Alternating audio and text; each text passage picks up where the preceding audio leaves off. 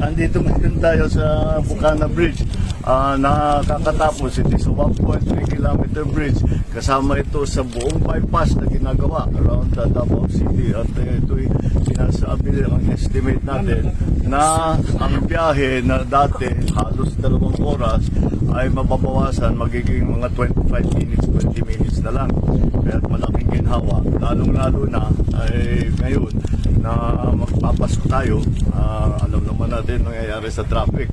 Kaya ito ay magagamit. We will open the bridge on the 15th. December 15 gagawin na. Matatapos yung buong bypass by December 2027. So tuloy, tapos na lahat ito all the way. Kaya ito ay nagsimula, na-approve ito noong July ng 2022. Nagsimula ito ng 2023. Early 2023, late 2023 kasi mga approval.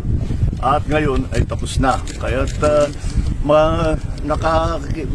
natulungan naman tayo ng ating mga Chinese na contractor dahil ang ganda ng technology nila kaya napakabilis at marunong talaga sila magpatayo ng magandang tulay, magandang infrastructure na mabilis at nasa tamang gastos, nasa tamang presyo.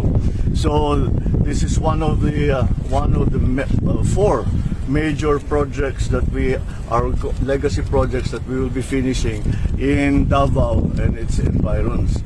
So tapos na tayo, marami na tayo napuksan na section dito.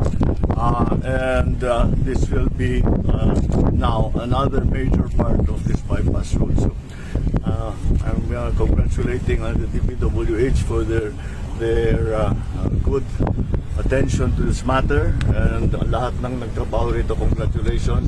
At we're looking forward to December 15 kung kailan meron ng dadaan ng traffic dito. Thank you. Thank you, Good morning. sir.